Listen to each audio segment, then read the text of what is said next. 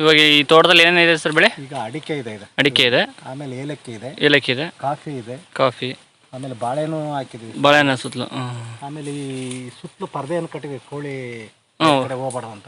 ಆಮೇಲೆ ಇದ್ರ ಜೊತೆಗೆ ಇಲ್ಲಿ ನಾವು ಏನ್ ಮಾಡ್ತೀವಿ ಅಂದ್ರೆ ಕೋಳಿಯನ್ನ ಬಿಡ್ತೀವಿ ಇಲ್ಲಿ. ಆಗಲು ಕೋಳಿ ಹೌದೌದು. ಕೋಳಿ ಇರೋದ್ರಿಂದ ಏನಾಗುತ್ತೆ ಅಂದ್ರೆ ನಾವು ರೌಂಡ್ ಅಪ್ ಹೊಡಿಯಂಗಿಲ್ಲ, ಏನೆಲ್ಲ ಎಲ್ಲ ಸ್ವಚ್ಛ ಮಾಡ್ಬಿಡ್ತಾವೆ.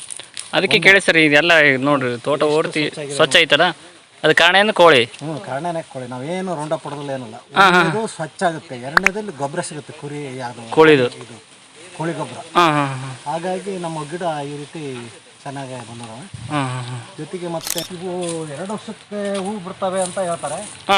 ಆದ್ರೆ ನಮ್ದು ಒಂದು ವರ್ಷಕ್ಕೆ ಅಲ್ಲೇ ಹೂ ಬಿಡಕತ್ತಿದೆ. ಒಂದು ವರ್ಷಕ್ಕೆ ಅಲ್ಲೇ ಹೂ ಫ್ಲವರಿಂಗ್ ಸ್ಟಾರ್ಟ್ ಆಗಿದೆ ಸರ್. ಸಣ್ಣವು ಅದೇ ಕಾಳಾಗ್ತದೆ. ಹಾಗಾಗಿ ನಾವು ಕೇವಲ ಒಂದು ಬೆಳೆ. ಇದು ಈ ತೋಟ ಎಷ್ಟು ಎಕರೆ ಸರ್?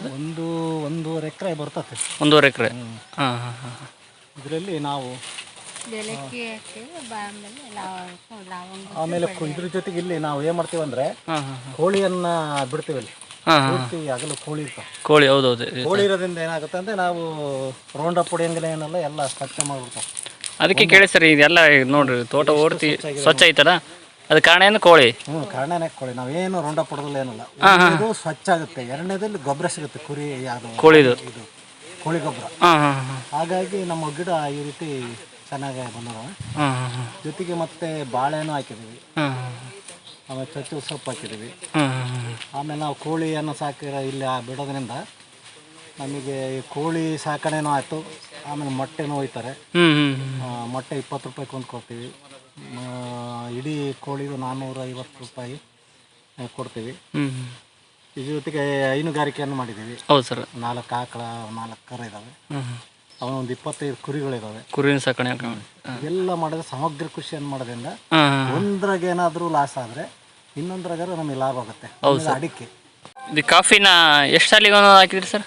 ಈಗ 9 ಅಡಿ ಅಗಲದಲ್ಲಿ ಸರ್ ನಡುವೆ ಒಂದು ಸಾಲಿಗೆ ಹಾಕಿದ್ದೀವಿ.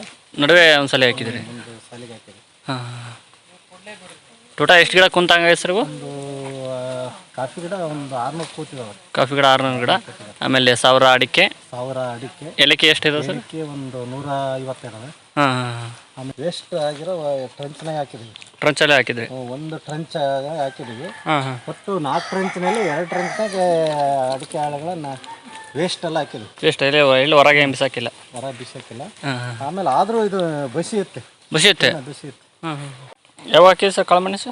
ಹಾಕಿ ಒಂದು 7 ತಿಂಗಳಾಗೈತೆ. 7 ತಿಂಗಳಾಯ್ತು. ಎಷ್ಟು ಸಸಿ ಇದೆ ಸರ್ ಅವು? ಇವು ಒಂದು 100 ಇದಾವೆ. 100 ಸಸಿ ಇದಾವೆ.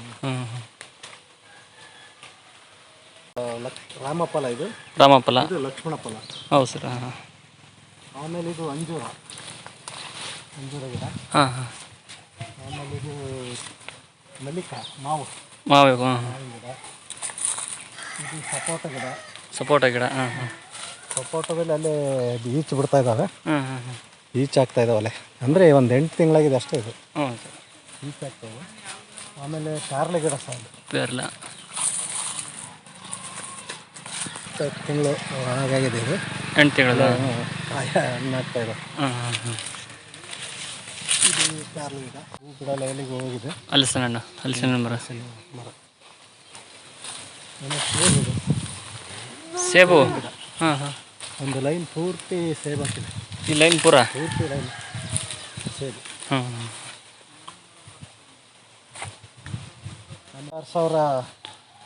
6,000 ಗಿಡ ಸಾಕಿದ್ವಿ. ಸರ್. ಅದರಲ್ಲಿ ಒಂದು ಲೈನ್ ಪೂರ್ತಿ ಹೋಗಿದೆ. ಇದು ಸೇಲ್ ಆಗಿದಾವೆ. ಇನ್ನೊಂದು 4,000 ಇದ್ದಾವೆ. ಅದಲ್ಲೇ ಆರ್ಡ್ರ್ ಆಗಿದಾವೆ. ಹೌದು ಸರ್. ಈಗ ಎಷ್ಟು ವರ್ಷ ಸರ್ ಅಡಿಕೆ ಸಸಿ? 1 ವರ್ಷದ ಮೇಲೆ ಒಂದು 3 ತಿಂಗಳು. 1 ವರ್ಷ 3 ತಿಂಗಳು. ಆಮೇಲೆ ಪೇರ್ಲೆ ಗಿಡನೂ ಇದಾವೆ ಸರ್. ಎಕ್ಸ್ಟ್ರಾ ತರ್ಸ್ಕೊಂಡಿದ್ವಿ. ತೆಂಗಿನ ಮರ ಇದಾವೆ. ಈಗ ಇದು ಅಡಿಕೆ ತೋಟದಲ್ಲಿ ಮತ್ತು ತರಕಾರಿನೂ ಬೆಳೆದಿರಿ ಸರ್? ಅವರೇ ಗಿಡ.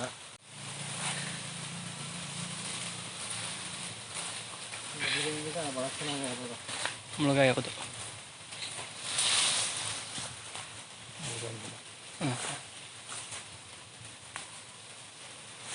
ಬಾಳೆ ಗಿಡ ಹಾಕಿದ್ದೀನಿ.